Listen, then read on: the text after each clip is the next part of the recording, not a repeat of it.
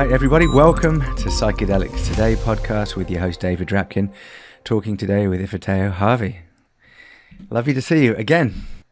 Yes, lovely to see you too. I just saw you last weekend. Yeah, disclaimer, we are friends. Yes. And we had pancakes and karaoke, so it's great to be seeing each other again virtually this time. Yeah, it was really nice to have you come over for homemade pancakes with maple syrup, and I didn't make it to the karaoke, but I heard you sang some good songs. Do you remember what they were? Do you mind telling people? I'll tell people my one song I sing is Johnny Cash, The Ring of Fire. And today I've got a bit of a croaky voice, so it's probably a good one. What are some of your numbers? Oh man, what did I do? I did Patsy Cline, Walking After Midnight, and then I did Phil Collins, Against All Odds. Phil Collins, great Englishman. Yes, one of my faves. Awesome. And so, I'm in Jersey, and then you're just over the bridge in New York. Yeah. It didn't take as long as I thought. I didn't realize getting to Jersey was so easy, especially that part with the jitneys. I'm excited to come over again. Yeah, anytime. Do you think of yourself as a New Yorker? I lived there for a year and a half, and I just didn't, it wasn't long enough, and I struggled a little bit with just the pace of life there. And if you're a New Yorker, you really are a New Yorker. So are you a New Yorker, would you say? No. I'm not. And that's not a bad thing. I've been in New York for 6 years. And I never moved here with the intention of trying to become a New Yorker. I think there's a difference between adapting to the culture of a place that you're in versus recognizing that, this is your place that you're in now, and you're from a different culture. I think that's okay. So I still think of myself as a Southerner, and I think being in a place like New York reminds me of my Southernness and my countryness, because both of my parents are from, what we call the country, like rural areas. So I realized that it's a part of me, and I just adapt to being in New York. It was funny because my sister came to visit me a few months ago, and she's a cigarette smoker. So she was like, "Oh, I'm going to go out and smoke." And I'm like, "Okay."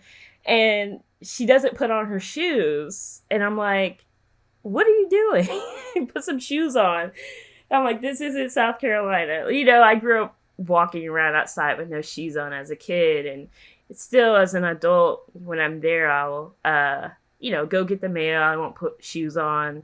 Or just walking around the yard or the driveway, I won't put shoes on. So it was just funny to see my sister try to walk outside in New York with no shoes on. I'm like, no, don't do that here. So yeah. And there's probably still a bit of you that would love to go walk on the streets of Manhattan barefoot as well, but God knows what you're going to step on. Oh, God. Or bump into a rat. Yeah. I lived in the Upper West Side for a while, and it was really smelly and busy, and a bit, it's intense at times. I really struggled, and it was surprising. Maybe I had just become a father as well, so it was quite hard, in an apartment with a kid, busyness, shopping at Trader Joe's. It's just a tough, intense life there. And it's interesting how you describe yourself as kind of a Southern person, as a country person as well. And yet, you said, but you've kind of made a compromise to be in New York. What brought you there, and kind of what keeps you there? Yeah. Well, it's kind of a long story, but and it involves me working at MAPS back in 2015 and quitting my job there and leaving California and trying to figure out, okay, what am I going to do next? And I had a colleague in New York who's like, "Oh, I have a temporary position for you. Come here." And I was trying to get to New York after graduation, but it just didn't work out. And so I moved up here, and I was really happy about it because I spent some time in Chicago and then San Francisco, and I kept telling myself nothing compares to New York. I miss New York. I want to be in New York. So I ended up moving here in 2016 because of a job. And that's when I started working with the Drug Policy Alliance. And honestly, when I first moved here, I didn't really have it in my mind to think like, oh, I'm going to stay here for 5 years and I'm going to move somewhere else and buy a house, or I'm going to stay here for 10 years. I wasn't thinking that far ahead. I was just, I need a job and this is where I got one. It's a good city and I know a lot of people here, so I'm going to make it work. And, so I've been here for 6 years, longer than I anticipated. And, I think what's kept me here is my support network. Having a lot of friends. I have a lot of friends from college here. I have a lot of friends from my job at the Drug Policy Alliance. And I also have family here. I have some of my dad's cousins and then one of my mom's cousins. So they've helped me out a lot. If it wasn't for them, I probably wouldn't have stayed here as long as I did. But they helped me out a lot in the beginning, and that made it easy for me to be here. Beautiful. Yeah, family and community is worth a lot. There's nothing that can replace that. What can you talk a wee bit about growing up? Where were you, and just paint a picture, because I know one thing we want to talk about is what your personal experiences in your family around the war on drugs and incarceration of family members. So maybe before we kind of dive into that, just talk a bit about like where did you grow up? What was life like in those days? Yeah, so I grew up in Charleston, South Carolina. I'm a 90s kid. So well, my family, What does that mean? am I an elder millennial? Yeah. So my mom's family is from a small town in Georgia outside of Augusta called Lincolnton. My mom's town has 2,000 people, maybe less. And I have a ton of family there. And my dad's family is from Jamaica. They're from St. Thomas and Portland, the easternmost parishes on the island. But I was raised in Charleston. My mom moved to Charleston 6 months before Hurricane Hugo happened. And I grew up in a mixed neighborhood, working class. And in some ways, my childhood felt very idyllic because I had a lot of siblings. I played outside a lot. I have 4 brothers, 2 sisters. So I played outside a lot with my siblings. I have a lot of memories of like being in the backyard. We had a really big backyard growing up. So, playing outside, playing in the woods was a thing that we did. Having foot races in the street, playing basketball, things like that. And I could walk to my school. So I grew up in a community where everyone kind of knew, if they didn't know me, they knew my family or one of my siblings. And in some ways that makes you feel really safe because, if someone tries to mess with you, you're like, I have brothers. Or, people can be like, oh no, that's so-and-so's sister. And I grew up very shy. I was a really shy kid. And growing up in a big family shy is kind of weird because all my other siblings were loud and had big personalities. And I was always just socially anxious.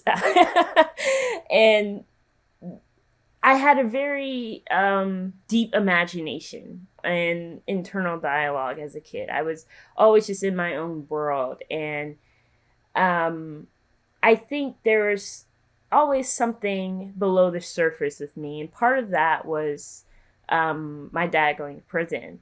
And it was weird because I didn't really have the language to talk about it. I didn't know what it fully meant as a kid because, what do kids know about prisons? We only know what we see on TV and what we hear in our communities, right? So as a kid, I remember my mom telling me my dad went to prison for selling weed, but I didn't fully understand what that meant. I just knew that my dad was away from me and in jail, and I knew that jail was for quote unquote bad people. And I remember being very hysterical when my mom told me the news that my dad went away. And for most of my childhood, my dad and I maintained contact through letters. So I would write him in prison. And I remember, being in school, in elementary school, and then teaching us how to write a letter, teaching us how to address an envelope. And so those skills came in handy when I was writing my dad. And I never visited him in prison because he was in another state. He was in Florida, and prison calls are very expensive. So I never talked to him on the phone. But I remember being depressed sometimes as a kid, or wanting to know more about my dad, or just general confusion around what was going on. And sometimes, now as an adult, you kind of realize that it's very hard to explain those concepts to a child. So I think that I kept a lot of that stuff to myself, and really focused on performing well in school. And because in my mind, I thought like, oh, if I perform well in school, that means I'll do well in life, and I'll stay out of trouble. And as I went through school, people would ask questions. Everyone always says, like, oh, what does your mom do? What does your dad do? Blah, blah, blah. And so I would kind of make up things to say about my dad because he wasn't around. And it's one thing to have, like, a deadbeat parent. But I knew that my situation with my dad was different, because I knew that if my dad wasn't in prison, he would, be a parent to me. And so I didn't feel right saying like, oh, like he's not a part of my life. I would say things like, oh, he's in Jamaica taking care of his grandmother, or he lives in another state, because I remember, I think in third grade, I might have told some of my friends at recess that my dad was in jail, and them being confused, like, what? Your dad's in jail? And I internalized that reaction. I was like, oh, I better not tell anyone else, because they're going to react very weird, or they're going to think I'm strange, or they're going to think all kinds of things. So I kind of just stopped telling people that. And as I got older, I got out of my shell more, and was more social with friends. And in high school, I felt like I had gotten pretty comfortable, just being myself. My dad got out of prison when I was 12, and I remember the day that the days leading up to his release. My mom, I was notorious for sleeping in growing up. So I remember one morning my mom wakes me up, and I'm like still kind of like in a daze, and she's like telling me that my dad's getting out of prison, and he's gonna call me when he gets out, and to act surprised, even though she told me already. She's like, I know I just told you, but you need to act surprised and really happy when he calls you. And I'm like, okay. So I remember just being like, okay, like, this is cool. But the deportation thing didn't come up immediately, and I wasn't clear on what was happening. But eventually I found out that my dad got deported after his release. And so when I was a teenager, I got a job, because that was the rule in my house. You had to get a job once you were of age to get a job. So me and all my siblings worked at like fast food restaurants around town, or retail. I started working in fast food, and I worked a lot as a teenager, like sometimes overtime, like over 40 hours a week. But I got my passport, and I bought a ticket to Jamaica because I wanted to see my dad, and I wanted to know who he was, because I grew up with my mom telling me about him. And I saw like one of my aunts, my dad's sister, she was involved in my life. And so I just had all these questions. I wanted to make sense of who I was. And my mom always told me I looked like my dad, I act like him, I walk like him, my feet look like him. And I'm like, okay, well, who is this guy? Like, I need to know who he is. And so I bought my ticket to Jamaica, and I wanted to spend some time there because I felt like we just had a lot to catch up on. And I did. I paid for my trip, paid for my ticket, and I went there for about a week and spent some time with my dad. And I had a good time. It was I mean, a little awkward at first because I'm like, I haven't seen you since I was a little kid, and it feels like I know you, but at the same time, I don't. And yeah, there's just a lot to catch up on and talk about. And I'm glad I went for sure because I got to see that side of my family. And I guess one funny thing is that growing up, my mom loved reggae music. I grew up going to a lot of reggae concerts, listening to a lot of reggae music. One of my mom's closest friends was like a reggae radio DJ. And I thought I had a good command on patois. And when I went to Jamaica, I remember my dad introducing me to so many of his friends and our family members, and me thinking like, okay, I won't have a problem like understanding what they're saying. And I just remember being in a room with some of my dad's friends, and they were talking, and I just zoned out because I realized I need to catch up. I don't understand.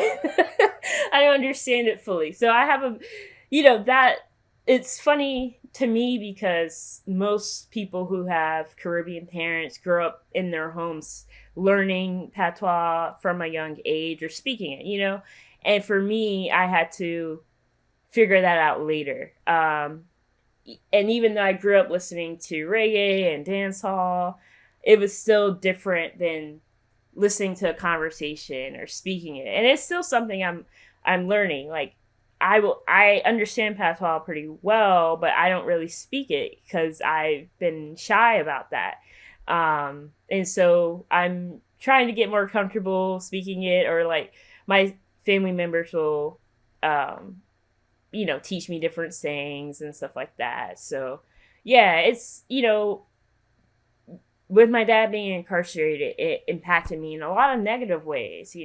I think that's partly why I had some social anxiety and depression as a kid.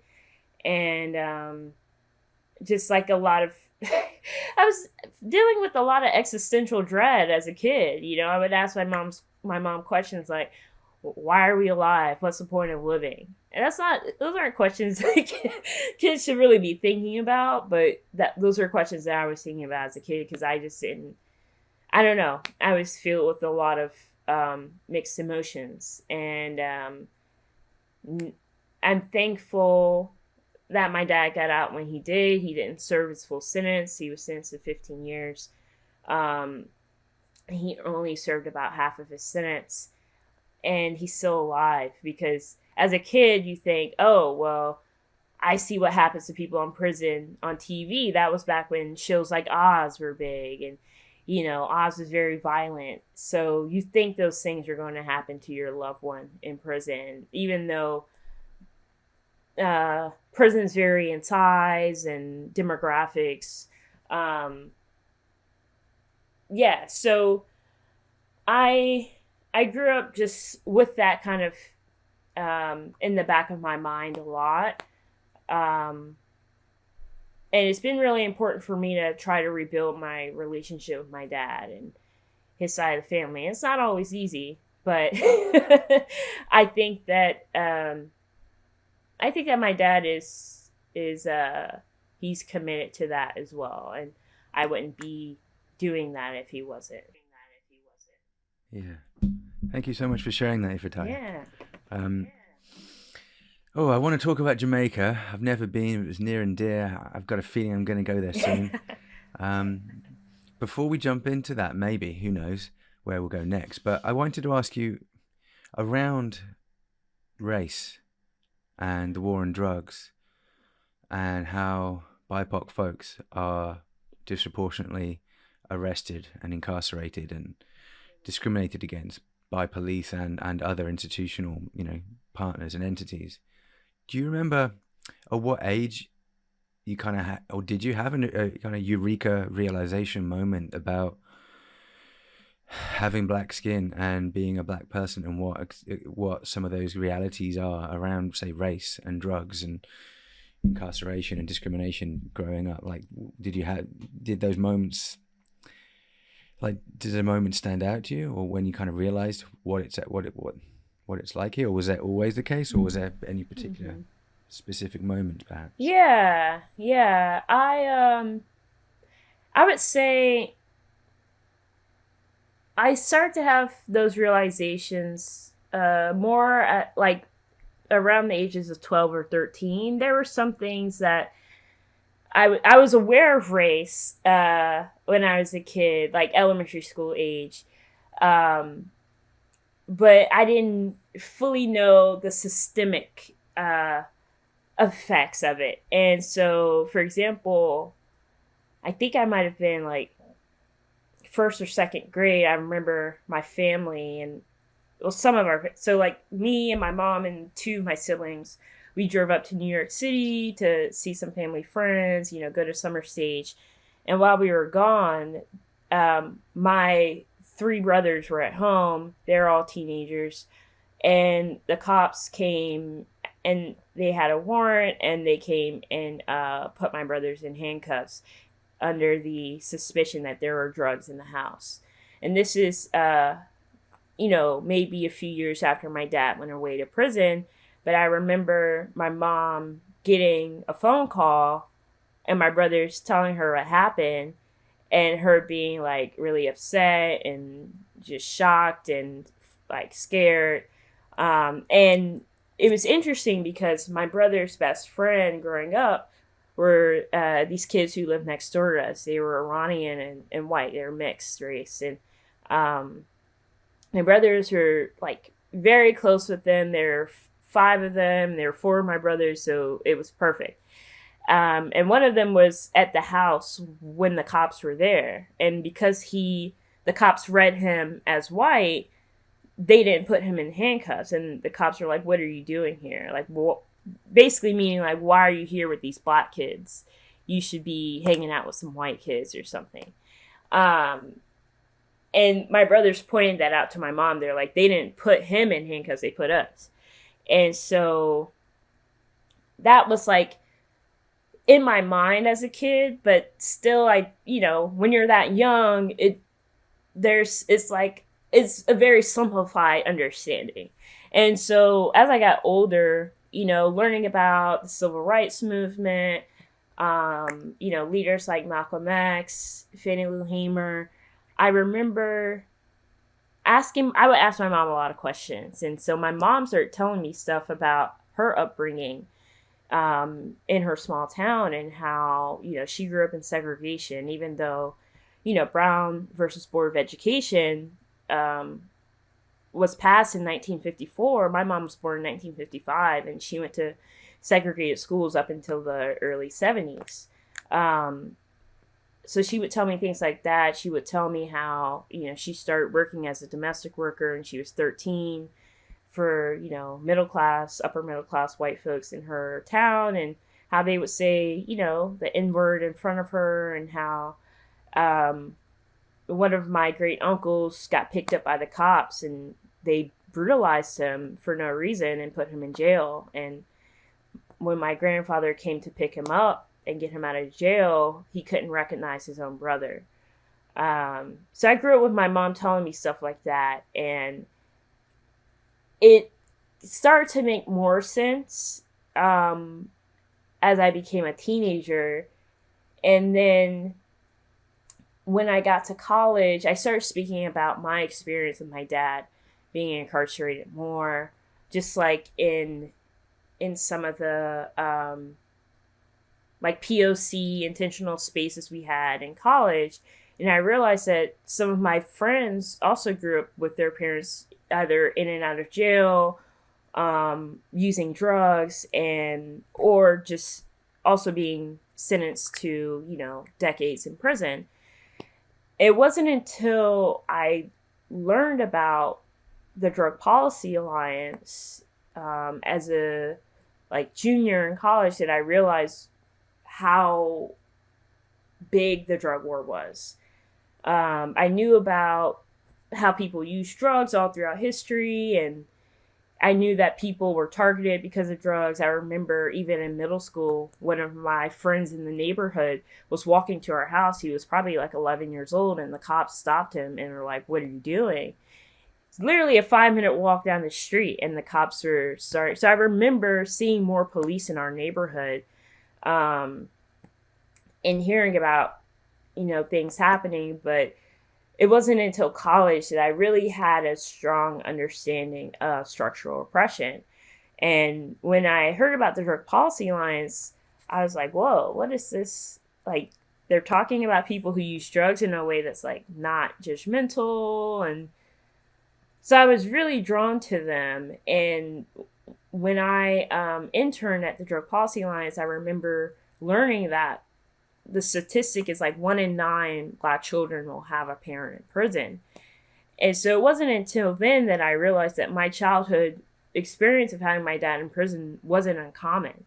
And in a way, it kind of made me feel better about it. Yeah, that's kind of messed up. But in a way, I was like, okay, so my experience wasn't so unique. Even though I felt very alone and ashamed and stigmatized by my dad being away, this is way more common than I realized. And I think that's, it's part of the problem. I mean, obviously it's part of the problem, but part of the problem is that we accept these things as normal, and we don't talk about how it messes us up. We don't talk about how there's other solutions to these issues of, people struggling with addiction, people using drugs, and they don't have to be carceral solutions. Maybe we don't need solutions because they're not problems in the first place. So yeah, once I started kind of seeing it from a systemic bird's eye view, I start to realize okay, this is happening on a much larger level than I ever imagined, and I spoke about the statistic about 1 in 9 Black children. I think the statistic for white kids is 1 in 28, which is, there's a stark contrast there, but it also goes to show that white people's parents are being incarcerated too. I mean, white people of a certain class are being incarcerated more, right? It's typically working class white folks, white people who don't have the means to get a good lawyer, or who are already being targeted in their town by police. And it was through me speaking about my experience that I started to meet other people who had had a parent incarcerated, who had been incarcerated themselves.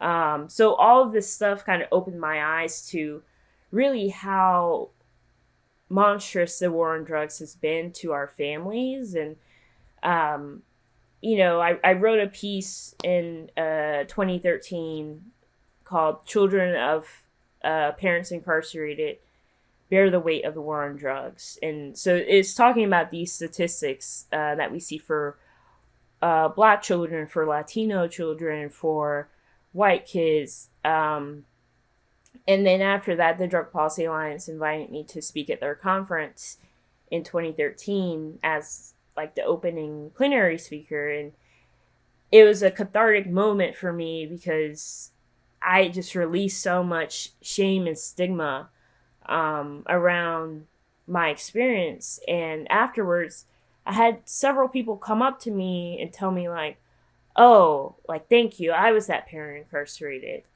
Or I had people come up to me and say oh, I was incarcerated and I missed part of my child's life.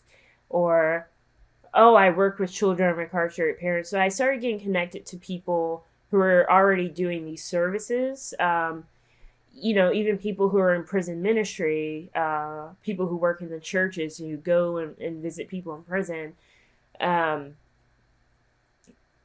I also met a woman who was doing research on immigrant deportations for drug offenses. So all these things and interactions were opening my eyes to how how the drug war has destroyed so many people's lives. And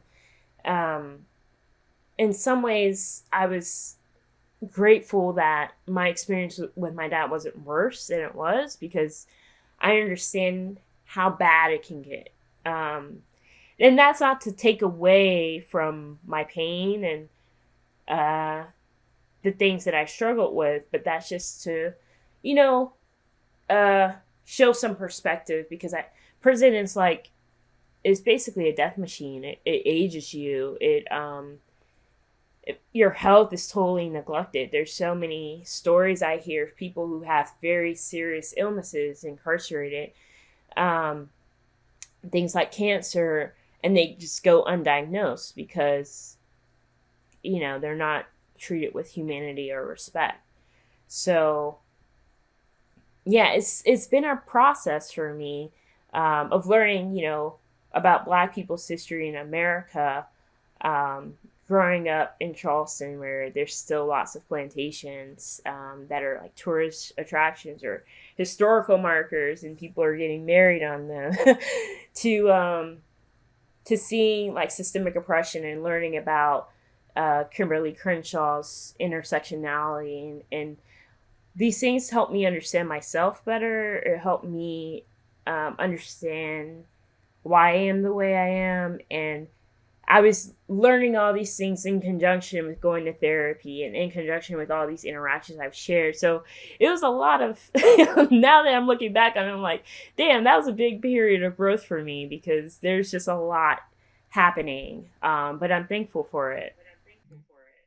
Yeah, a lot, but starting from a very young age. And I think initially you were saying you were a shy girl and internalizing the dialogue, having these profound questions, seeing some kind of really, yeah, structural racism, injustice.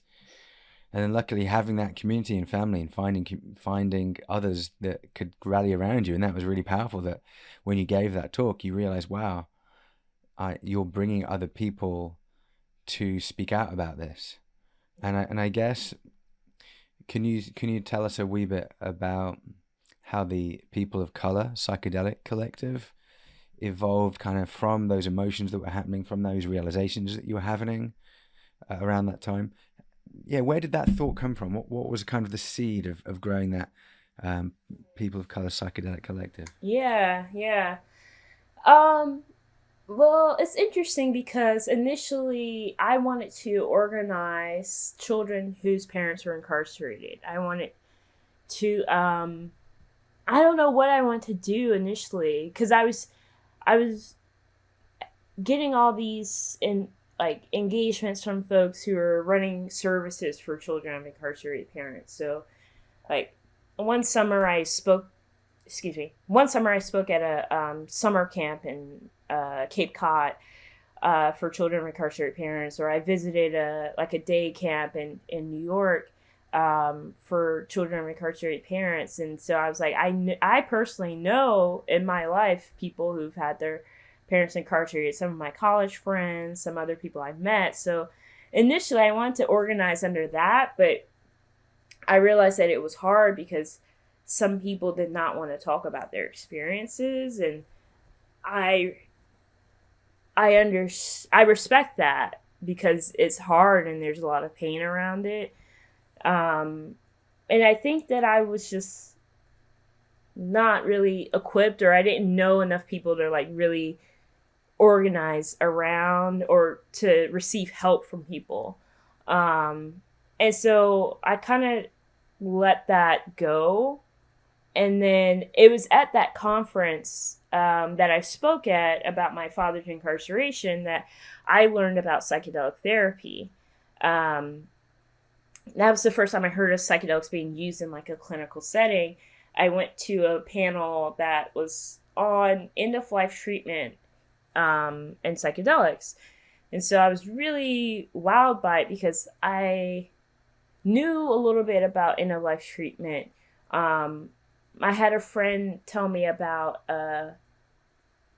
medical assisted suicide or assisted suicide, and I know that that's like there's a lot of controversy around that. But that idea had intrigued me. I took a few philosophy courses in college, so I like I like just like, toying around with different philosophical ideas in my mind sometimes. And so the idea of like choosing to end your life is really interesting to me. And so when I heard about this, I was like, oh, this is a different way of taking agency over one's life. And at that time that I gave the speech at the conference, I had fallen into depression. I pretty much got hit with a big depression truck right before I started my senior year of college. And it was weird because I had very high expectations for my senior year. And then I was like, oh man, I signed up to do all these things and have these responsibilities, and now I'm depressed as fuck. And wait, sorry, can I curse on here? Yeah, you fucking can. So I was depressed as fuck, and I was in therapy, but it wasn't doing enough for me. And when I heard about psychedelics in this therapeutic setting, I just thought psychedelics were for fun or for partying, because that's how my friends used it. And that's how they were represented in our culture. My mom's a child of the 70s, and when I was a teenager, I got kind of obsessed with the 60s and 70s, like the music and the culture. So I knew that my mom experimented with psychedelics in her 20s, but I didn't really, again, have a full grasp on what that meant. And so a little bit before the conference, I had been prescribed SSRIs from the school psychiatrist, and I was really freaking out about my new diagnosis. I got diagnosed with major depressive disorder, and even though I knew I struggled with depression since I was a kid, it hit me hard when I was hearing it from a medical professional. Like it was like another person being like, yeah, all these experiences you've had your whole life, they're real, and it's a real thing, and you have to deal with it. And so that when I got that diagnosis, it made me feel even more depressed and more suicidal. And when I went to the conference, I was convinced. I was like, okay, I want to try some psychedelics, because I need something I was desperate. I needed something. I wanted to get myself out of that funk that I was in. And so after the conference, I went back to school in Massachusetts, and I was like telling my friends, I'm like, how do I do mushrooms? Like, how does that work? And so they gave me the rundown. I mean, I probably did too much my first time, but it's okay. It was fine. I did 3.5 grams of mushrooms my first time. You survived. I survived. Yeah. And my friends, it's kind of funny looking back at it now, because they gave me like all the harm reduction. They're like, get a sitter, make sure you're with someone you trust, go out in the woods and look at nature. They were telling me all those things. So I did that. And it was one Saturday morning in the fall, and, New England falls are beautiful because the leaves are changing. And me and my friend, we went out on this nature trail on campus, and I remember feeling the mushrooms kick in, and I'm just like smiling. I see this like older lesbian couple, and they're like the cutest thing ever. So I'm just like, woo, feeling it. And it started to become a little overwhelming for me. But yeah, it was like overwhelmingly beautiful being in nature. And I just felt like I saw a different side of life, a different side of just my imagination and my mind. And for a long time, I would say all of high school, I identified strongly with atheism. I don't do so much anymore, but I used to read Sam Harris books in high school. I read one of his books, and I felt very like, because I grew up around a lot of Christian folks, and spirituality I knew existed because my mom was spiritual, but I didn't feel that. And so when I took mushrooms, I felt that a lot more. And I'm like, whoa, there's no denying this. But anyways, after the whole trip was done, I felt better than I had felt in months, and maybe over a year or two. And it felt like that boost or that reset that I needed. So, yeah, I think it helped me get through where I need to go in that moment. And after I graduated, I started to kind of get my friends into it or whatever. And I was having a hard time finding a job after graduation, like a steady job. And a friend of mine from the drug policy alliance who I interned with was like, "Oh, well, MAPS is hiring." And I vaguely knew about MAPS, Multidisciplinary Association for Psychedelic Studies. I vaguely knew about them, and I was like, "Oh, okay, like, all right." And they eventually hired me to be Rick's assistant, and so I was like, "This is cool." um, yeah, I was like, "This is cool, psychedelics," and I don't know. I again didn't know what I was getting myself into. Really, I just needed a job. I was a recent grad, just needed a job. Um, How big was MAPS in those days? Because it's like 250, 300 people now. wow, really? I didn't. Oh Yeah. man, it was a lot smaller. Maybe like 20, 30 people then. Okay. It wasn't big at all. And I was the only Black person who was there at the time, so it was definitely kind of weird navigating that. I mean, not that anyone said anything about my race, but just trying, as a Black person, you have like this double consciousness. This is like W.E.B. Du Bois's this is his thing, but he basically describes it as like we have to look at ourselves as ourselves, but also we have to think about how non-Black people perceive us to navigate different situations. And so it was a lot of that for me. And when I was at MAPS, I just remember, reverting back to like my child, I don't want to say my childlike self, but the introverted side more, the reserved side, because I didn't feel fully comfortable there. Because I felt like a lot of the folks had never been around Black people before. And I grew up around white folks who've been around Black people and are very comfortable with Black people. So I know how it looks when it's a white person who hasn't really been around Black people or aren't familiar with Black culture. So it was awkward a lot of times. And I remember just them talking about how, there weren't Black people in some of the studies that were happening. And I'm just like, what? Like, Black people have a lot of trauma. We have a lot of collective trauma from enslavement and, the lynching era, the Jim Crow era. Why isn't this being talked about? Just generally, in kind of common public dialogue. Yeah. And also, in the psychedelic space. Mm-hmm. This is a while ago, but yeah, I think now how prevalent are these conversations, but also how internalized are these conversations that we have with ourselves. I think it's amazing, just what you're talking about, Ifetayo, about double consciousness, like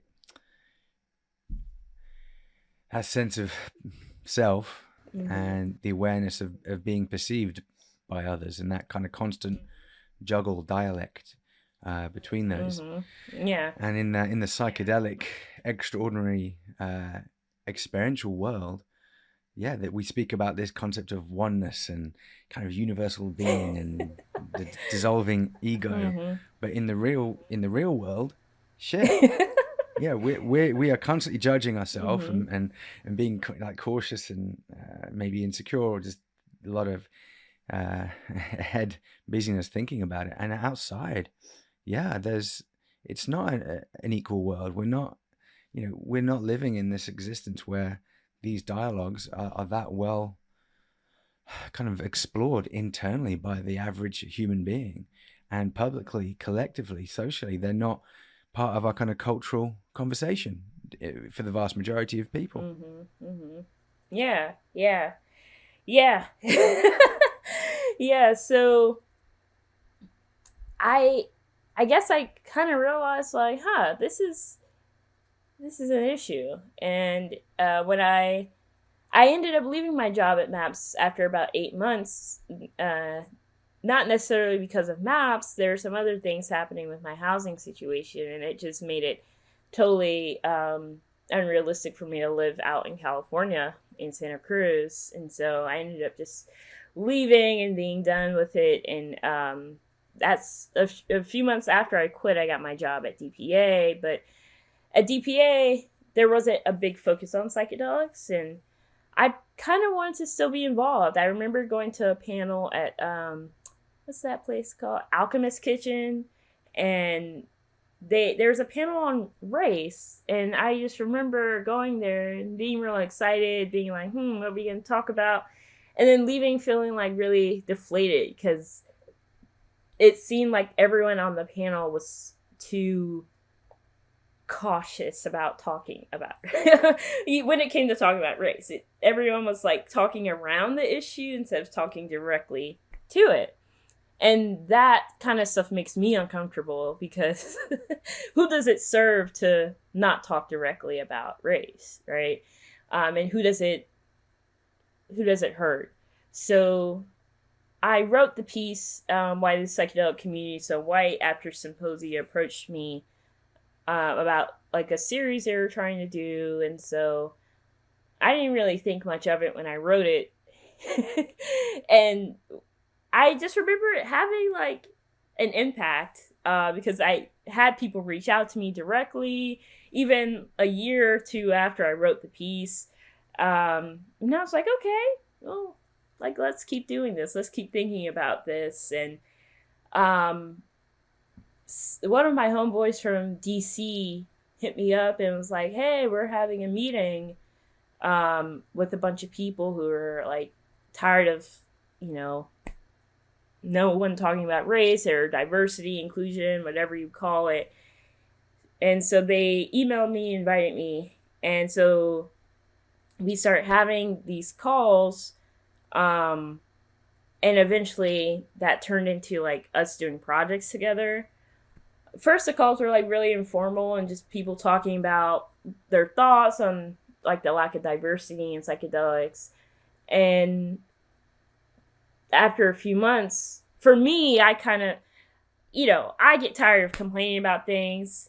I mean, I'm the kind of person who's like, okay, you can complain up to a certain point, but you got to take some action or do something. Unless you just want to vent, that's fine. You can vent. But I'm not going to be wasting my time on these calls just venting. So I kind of took the reins and I'm like, all right, we got to do something more productive with all this energy in the room. So we started doing some projects together in the beginning. It's like 2018. So we partnered with the DC Psychedelic Society and the Philly Psychedelic Society. We did a little speaking tour talking about dismantling psychedelic patriarchy. And that was like me, my colleague Queen Adesui, Oriana Mayorga, Amna Hussein. And yeah, that was like one of our first things that we did. And then after that, we had partnered with another org, Cosmo, and I'm going to get it wrong. It's basically the vision of the ancestors in Spanish. And that's Paul Khan's org. So we partnered with them to do a fundraiser for Maria Sabina back in 2018, her archive. And we got introduced to Inti Garcia Flores, and we fundraised a little over $10,000. And that we didn't, I think when we were doing it, we were like, oh, this is going to take a long time to fundraise. And it happened really quickly. Like, we didn't even know what to do at that point. We were like, oh crap, the fundraiser's over. And then 2019 came and we had our conference in DC. We did that on a shoestring budget. We fundraised $10,000 again.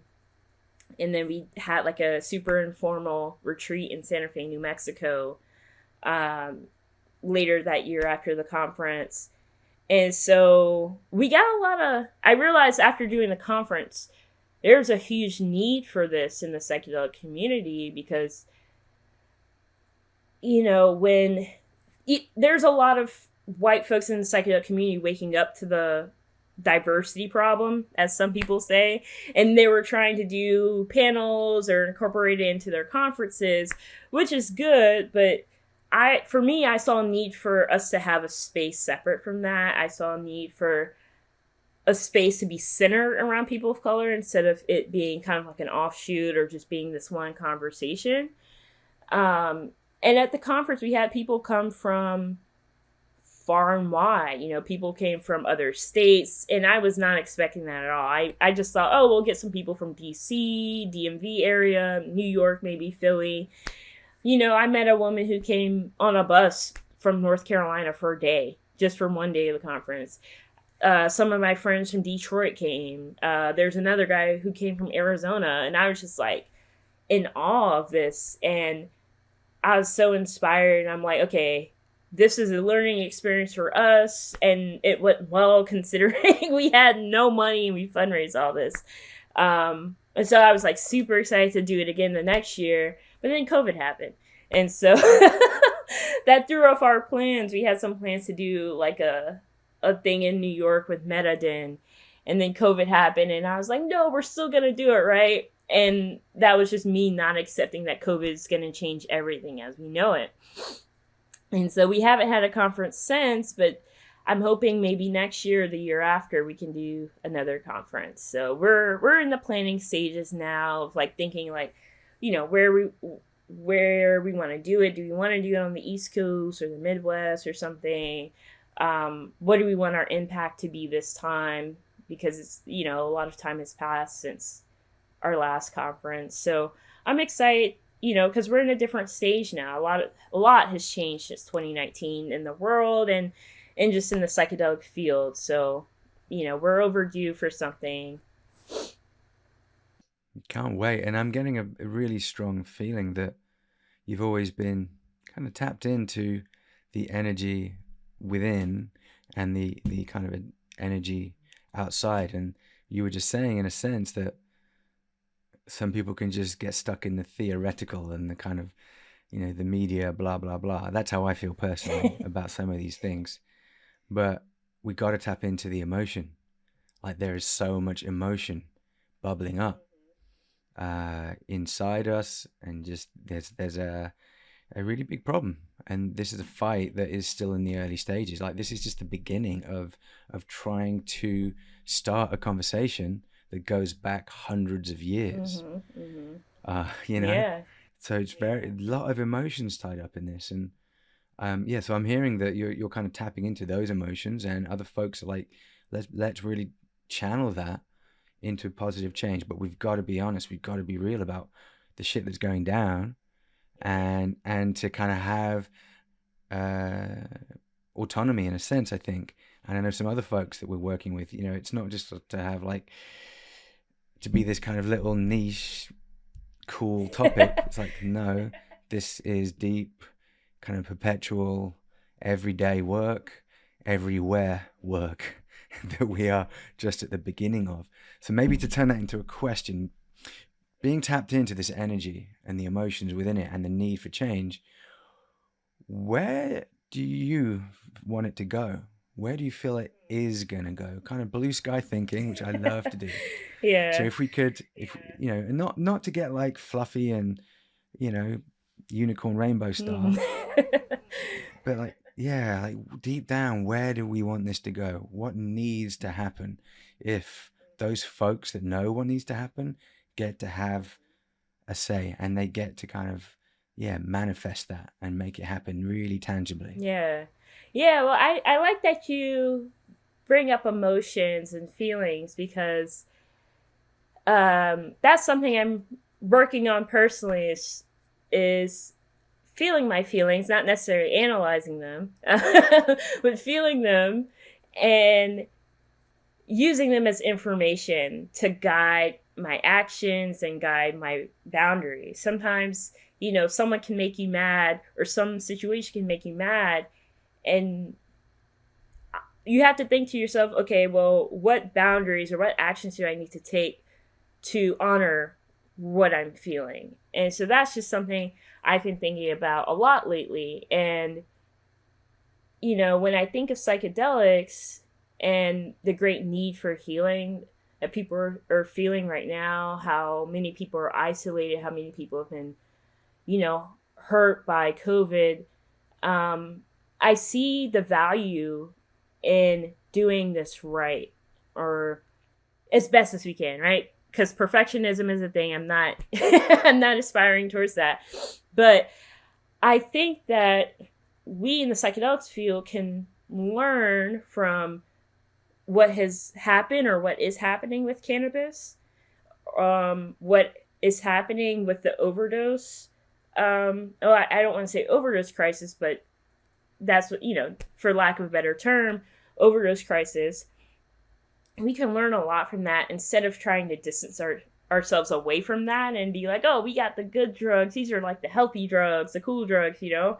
Because we have to learn, if we're going to integrate psychedelics into our legal system, then we have to be honest about the shortcomings of our systems. And for me, I think things can go many different ways. There's a lot of layers and a lot of moving parts. I think it's very easy for things to kind of go like a lot of industries in the US go, right? We live in a capitalist society, so industries are created, corporations are created, people, you know, are making profits. That's how, you know, went with alcohol, tobacco, a lot of things. And with cannabis, that's kind of happening. Cannabis still is not legal on a federal level, so we haven't seen like a mass corporations. There are people building their wealth through cannabis, but it's a bit slower. Though it can feel fast, and it feels fast with psychedelics as well. It feels like there's a new company or organization popping up every 5 minutes. It's a lot to keep up with. I think that for a lot of folks in the psychedelic space, we struggle with this question. Like you were saying earlier, that a lot of people don't like to blue sky with you. And I think part of the reason is because we feel powerless. Like we feel like we don't have a say in what's going to happen in the next 5 to 10 years. Even though, you know, you and I both are in the field, and there's lots of other people we know in the field, a lot of us feel like, oh, well, I'm just here doing my organization's work, and that's all I can do, and you know, that's it. We don't feel like we can come together and have an impact on how psychedelics will be regulated, how they will be decriminalized, how the policy will be written. I mean, yes, there's Decrim Nature, and they've been, you know, doing a lot of the ballot initiatives and things around that. And even that has its shortcomings, but that's not the only way. So what I hope happens is that people start to realize we do have a say-so in how things play out. You know, we can come together as people who care, or people who have aligned values, and say, we want to organize around this. We want to build power around this. And it could be an example, right? We can say, we want better protections for peyote, right? There's things you can do with a small group of people to raise awareness around that, to get more people involved, to get people to take action, to get people to, you know, move whatever target you're trying to move. If you know, people want to come together and say like, hey, we want all people who went to prison for psychedelics to be released, you know, there are ways to do that. There are ways to raise awareness around that. Even if at the end of the day, we don't get all the people we want release, there's still something we can do about it. There's still an impact to be made. And so that's something I'm wanting to see more of. And I hope I'm able to do more of that, and other people are able to do more of that and find commonalities, whether it be in the community or, you know, in other countries, to come together and to have an impact around something, because there's this tendency to just be passive and just say like, oh, well, the people with the money are going to do what they want to do. And hey, there's something we can do about it. They're just going to, and that's a attitude in the US for a lot of things. For a lot, and that's how we've gotten where we've gotten with, you know, inflation, with wages still being stuck in the 70s, with college and you know, yeah, college and higher education being ridiculously expensive, because we haven't come together and said like, hey, like, let's do something about this issue. I mean, some people have. I don't want to dismiss, you know, a lot of the activism that's happened around those issues like minimum wage and affordable higher education. But on a larger scale, a lot of people are complicit. And so I hope to see more people building awareness around what's happening in the psychedelic field and coming together and saying like, hey, like, we're kind of a niche field in a way. Let's hold ourselves to a high standard, and let's, you know, if our goal is to save lives, if our goal is to improve people's lives, let's do that. And let's respect each other, even with our differences. You know, a lot of people might say like, oh yeah, I want people to have healing. I want people to have healing. But we have two very different ideas of how to go about that. And acknowledging that, okay, we have a shared goal or value, even though we don't agree on how to get there. That can be powerful. So I hope that more people come together and realize that, hey, you can have an impact, you can have power in this, and it doesn't have to be in this like flashy role. You know, it doesn't have to be in that, like, you don't have to be put on a pedestal, you don't have to be a celeb. And I think that's what a lot of people are trying to do in the psychedelic space, is like be known for psychedelics. And I don't want to be known for that, because that's not all of who I am. There's so much more to me than just psychedelics. So I hope that happens. And I hope that people realize that part of, I guess, the integration of psychedelics in society is also unpacking and undoing systemic oppression, right? Like, for me in my psychedelic journeys, especially with mushrooms, sometimes like my thinking just goes, we have all the shit we need on this planet for everyone to have their needs met. But it's just a matter of those resources being disproportionately hoarded and kept away from certain people. But we have everything could be simple if we wanted it to be. And so that's an insight that I try to carry with me everywhere, whether I'm, you know, in a psychedelic space or whether I'm in, you know, my day job of doing caregiver advocacy on social media. We have the money, we have the equipment, we just have to set up the proper infrastructure. And yeah, that's something I've been thinking about a lot, is like, how do we bring that? And I wish more people in the psychedelic field, and maybe this is a blue sky hope of mine, I hope that more people in the psychedelic field see it as less about the psychedelics. I mean, that's part of it, but more about how can we bring what we learn from psychedelics to the world and help us solve some of our issues in more creative ways that cause less harm to ourselves and to the earth, and just keep shit simple instead of creating more bureaucracy. I love what you're saying. I love it. Thanks, Ifetayo. Yeah, thank you. I love a few things. One is how we understand blue sky thinking. Mm-hmm, mm-hmm. We got to stretch ourselves. We got to give ourselves permission to think, to dream, but it's in a very grounded way. It's totally kind of embedded and embodied in community, in action, in kind of, you know, our local, what needs to happen. That's blue sky. So it's realistic and visionary. And I love another piece that you were saying, that, yeah, the whole psychedelic ecosystem is exploding and it's sexy and cool and people want to be celebrities and I might even be one of them, but don't tell anybody. But bloody hell, let's just think local, yeah? Let's just think and do local. Let's act, let's make, let's create, let's get the conversations going in a blue sky way, sure. Because if we don't, then some of these big companies with the flash decks and all the money and they, ultimately that they will exist and they do have a part to play in society's relationship with psychedelics in the next decade of psychedelic mainstreaming. They got a part to play for sure, but it's just a part. They don't get to control the narrative.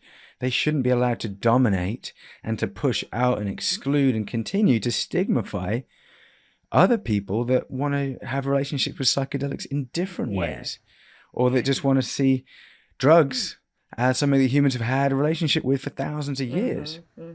Yeah. And I think it's really important. It's not just this medical model of understanding what psychedelics are. And psychedelics, like you said, Ifetayo, like say we on average have psychedelics 2-3 times a year, yeah? The average psychonaut, say. All right, so you got to say 3 8-hour sessions, What happens for the rest of the year?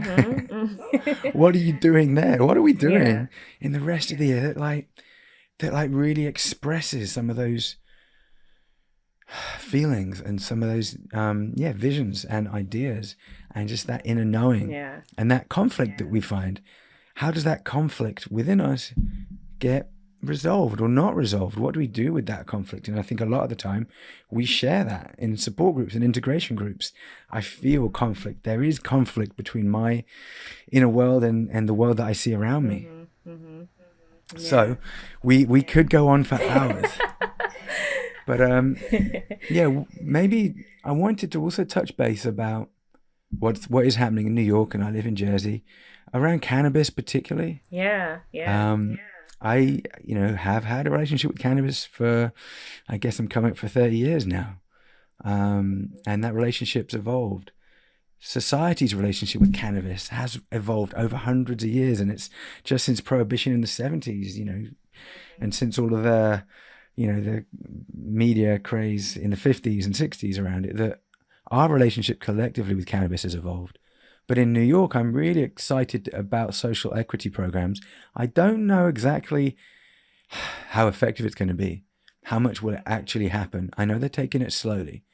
There's a friend of mine here in Jersey. You might have met him at Trailblazers last month.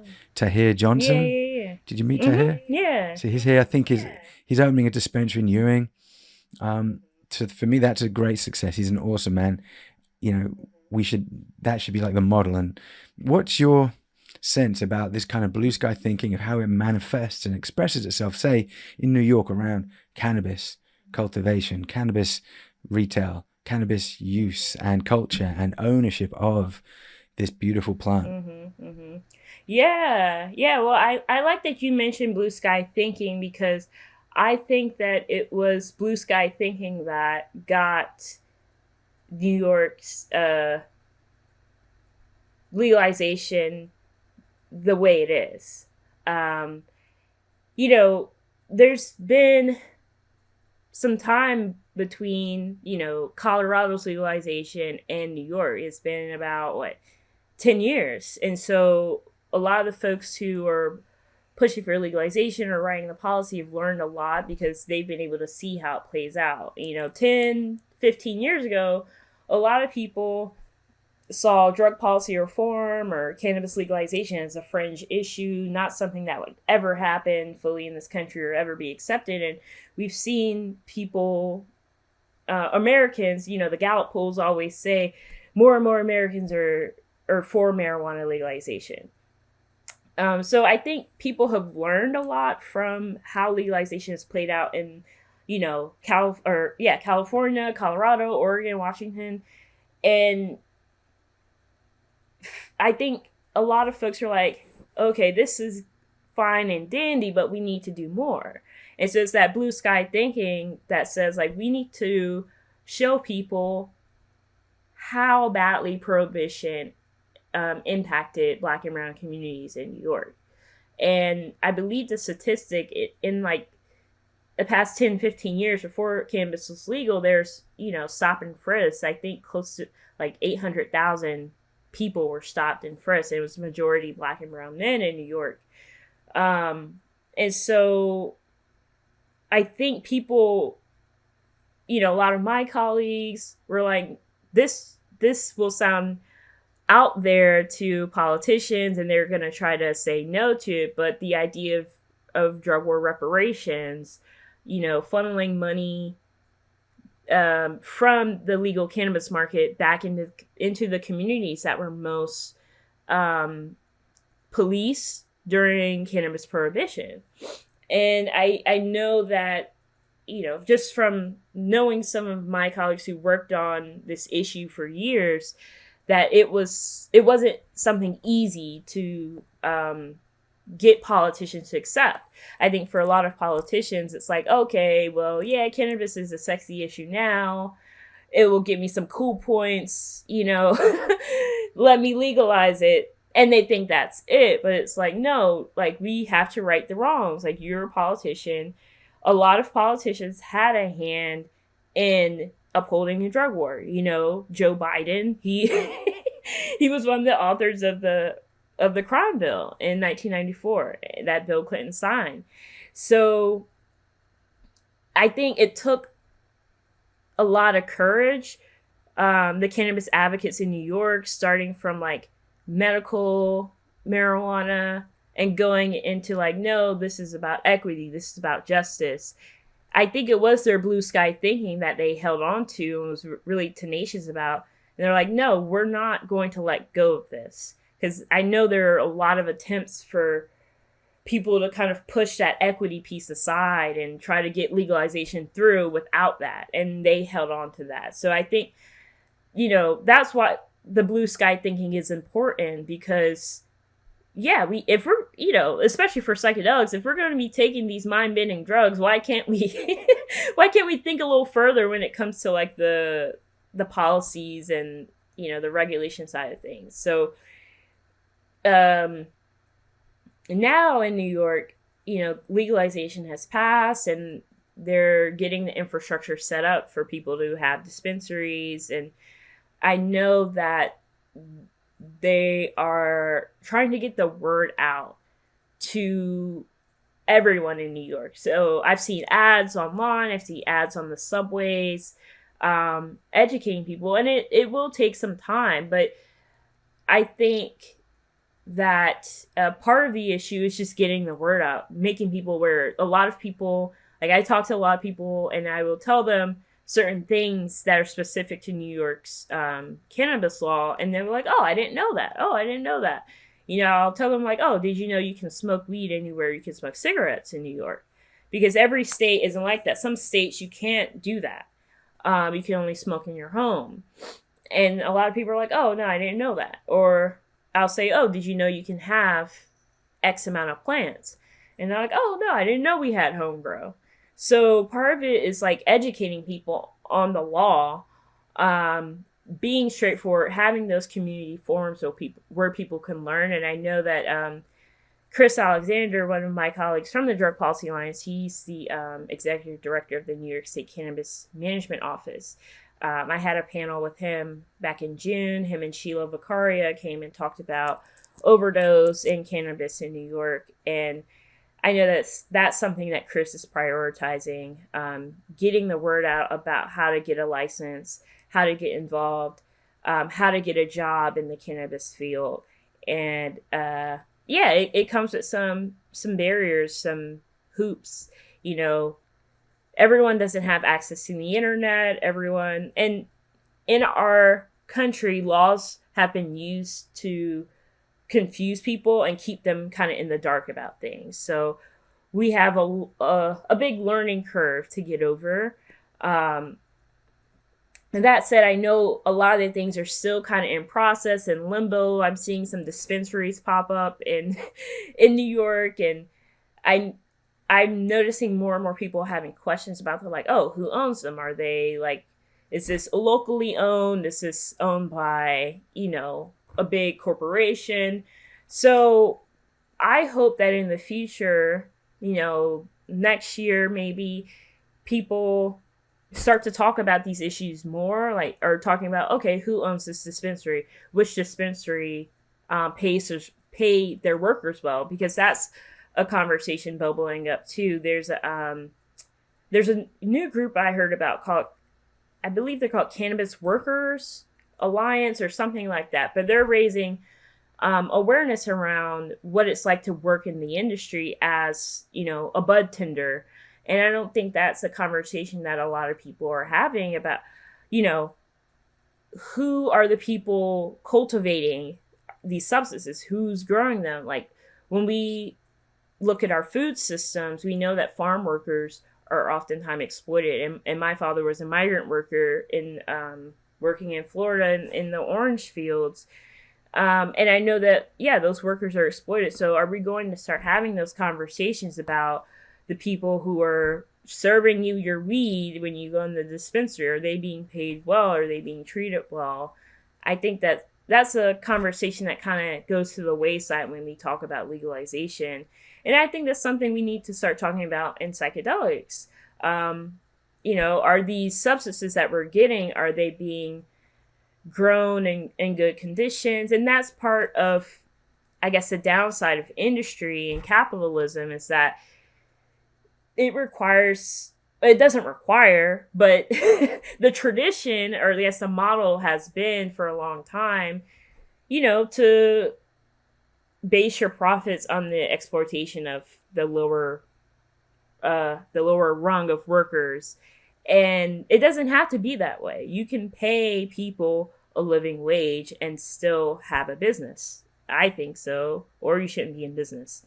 So yeah, that's what I'm seeing in New York. And I know they've just begun to process like the licenses application. So there's still a lot to come, but I'm remaining optimistic, cautiously optimistic. But I also understand that, hey, if things don't go right, or if they don't go well, it's not the end all be all. And I think that's something we have to remind ourselves as folks in the US. Like, we don't have to be complacent about things. We can, if we try once and it doesn't go well, okay, try again. Let's keep on bringing these issues, because this is the first time we've done this. Is like a lot of people thought the sky was going to fall when we legalized weed, and it didn't. So we have to learn from our mistakes, build the car after driving it, and just keep moving forward. Beautiful. Love it. Thank you. Oh, a lot of thoughts there. I guess one thought that I had was, for me to close off around psychedelics and cannabis. If the model that people have for psychedelics that evolves from here on is the only way they can legally use them is if it's done in this medical setting and they've gone through the phase 3 FDA trial process, that means the people that own that biotech companies that raised at least $250 million. And as much as I love MAPS, they had to do that just to make it happen. And they've opened the doors, and they're pioneers. So all those other companies now with their IP and their molecules, they need $250 million to get that to market. Go ahead. I definitely want there to be these medications around the world that people can get in hospitals and outpatient therapists, but that's not the only way. Because that's one, it's synthetic. Two, it's owned by a corporation, and three, it's somewhat exclusionary. Who has insurance, and how much is that going to cost? Is it covered? And what are some of the other ways that people want to use psychedelics? And it might be they want to just keep doing it the way that they've been doing it for decades during Prohibition. And yeah, there's probably some new nuances and ways that we can build those more kind of grassroots ways of sharing sacred space and of sitting for each other and helping each other, use integration as a community and to practice harm reduction in a real world. But it has to be built into the way that laws are changed from now on. And right now, nothing's really changed federally. Mm-hmm. A few on the state level for sure. There's some good stuff Yeah. happening. A few cities. Biden's talked a bit of a good game, but as yet nothing has happened. Yeah. Yeah. So yeah, blue sky. But we know what needs to change, and I love that what you said before. That we say we're not going to give up. We're not going to just accept that we don't have the power. We're going to say this needs to happen. So we're doing that in New York. It needs to be like this. And if it isn't, we ain't going to shut up. We need it to be like this, and we're going to keep saying that. So before we kind of bring it towards an end, I wanted to also ask you about your work for caring across generations. Yeah. Ifetayo. So yeah, what's that part of your life and that work, and how does that resonate with your calling? Yeah. What's important? Yeah. Well, I came into Caring Across after working at Drug Policy Alliance for 5 years, and it was a shift for me because up until then I only worked at like drug related organizations like MAPS or like ArcView Group, and so this was my first like full-time job out of that, and I've learned so much. So Caring Across Generations is a caregiver advocacy organization, and caregiving is basically, caring for another person, whether it be childcare, elder care, caring for a disabled person. And this issue is really important because everyone needs care at some point in their lives. And most people give care to someone in their lives. But our world is not centered around care. And the founder of the organization, Ajin Poo and Sarita Gupta, they talk a lot about how in the next decade, the U.S. is going to be seeing an elder boom. So all those baby boomers are going to be aging 65 and up. And usually once you hit 65 and up, you start to need some degree of caregiving. And our systems that we have in place right now are inadequate, right? We don't have paid child leave federally. Some states do, and what that is, if you're a parent and you give birth or your partner gives birth, you want time to spend with your child. Those moments after a child is born are really crucial to the child's development. And for a lot of people in the U.S., they don't have time off from work. I know some people who, might have gotten 6 weeks, 12 weeks, and then they have to go back to work. And to me, that's damaging to the child and the parent.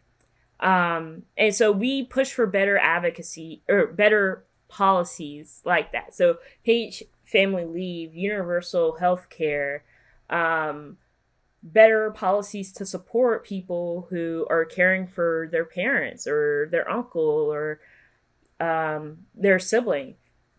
Because right now, what's happening is a lot of people, say, for example, your mom falls and, she is immobile and you have to quit your job and take care of your mom full time.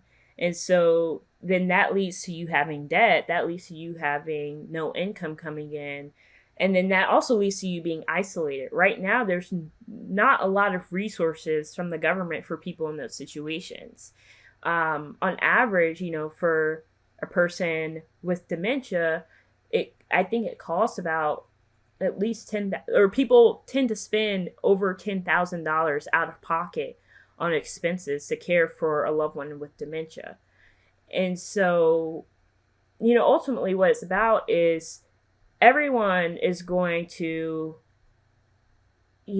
become disabled. Everyone's going to face some type of cognitive impairment as we age. So why don't we have the policies in place to support that? And I think it's been so important for me to work at Caring Across because my parents are aging. They're in their mid to late 60s, and it's preparing me for that moment in my life. And I talk to other people, some friends who are in their 40s, and they're like, man, I'm dealing with this now with my parents. So it's an issue that we all can relate to. And I connect that to psychedelics. I did a talk at Meet Delic in November in Vegas, and I wanted to talk about how we in the psychedelics field can only think about psychedelics as a form of healing. We have to create a larger network of support for people, because some people won't want to do psychedelics because of, you know, their medical history, their disability, their immigration status, or maybe they just have kids that they don't have time to do psychedelics. So we need to think a little bit larger and think about the systems that we're living in and how we can improve those, like the healthcare system. A lot of people have anxiety going to the doctors because, okay, not only have doctors upheld the drug war, right? A lot of doctors, nah, I'm not going to go there.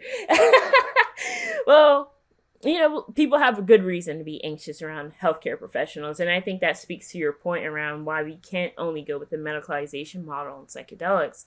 But we have to connect care to everything and stop thinking about our world from like a capitalistic point of view about like, oh, let's make money, or oh, let's build this thing, this industry that's going to make us money, and build our world around care and understanding that everyone needs that. And that starts locally. Like you said, it starts in the home. It starts in recognizing housework and child work as real valuable work and essential work, and something that our founders at Caring Across say often is that care work is job enabling work. If a lot of us didn't have childcare, caregivers in our lives, we would not be able to go to work and do our jobs. A lot of us outsource childcare work, domestic work, like cleaning our houses, other things like that allow us to go on vacations or go to our job. If we didn't have that, then we would be boggled down with that labor and not be able to live our lives. So we have to respect domestic workers, care workers, because their work is essential. And we need to start paying them and treating it as such, whether it be, you know, the stay-at-home mom or a home health aide for, you know, a disabled person. Amazing, thank you. I love the parallels between the honoring and the supporting of people that have that caring role, and what you were saying before about the bud tender, making sure that they're kind of getting they're part of this, you know, ownership and model. And also just the emphasis on the family that you're talking about, Ifetayo, around what you started off saying around, say, the impact on the family of incarcerated family members. And then also now the impact on the family of someone needing to be cared for, of aging or giving birth. Like when I had my kids, I had 1 day of paternity leave. Wow. 1 day. Wow. If I was in England back home, I would have had 6 months or something like that. You Crazy. know, and I have not great health benefits that are quite expensive, but they're not very good. If I want to use it, I pretty much pay it all out of pocket. In Europe, that is free. It doesn't make sense, and it's not fair. And yet there are companies making billions of dollars of profit in the health systems and the health insurance realm. It doesn't make sense. Yeah. It really doesn't.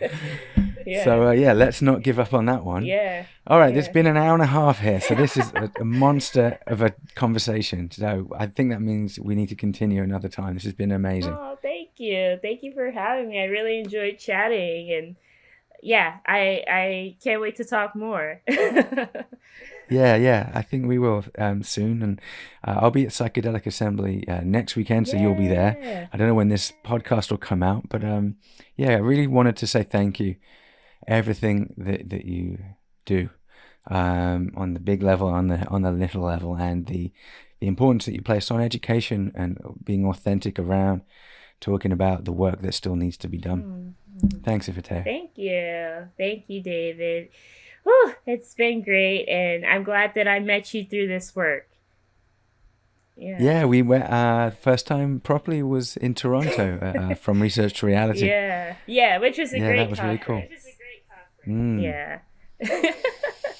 All right, so any parting messages for our listeners or our viewers folks that might want to come find you and learn more, where would they go?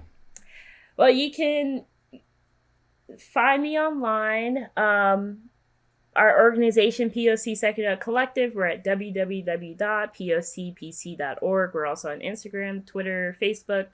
And you can also find my website, www.ifetayo.me. And I guess something that I've been thinking of, parting words, Miriam Kaba, she's an organizer, and something she says is hope is a discipline. And I mean, I don't know if those are her words or she said it from someone else, but I first heard it from her. So that's something I've been thinking about, in this time that we're in with COVID, monkeypox, wars happening, climate change.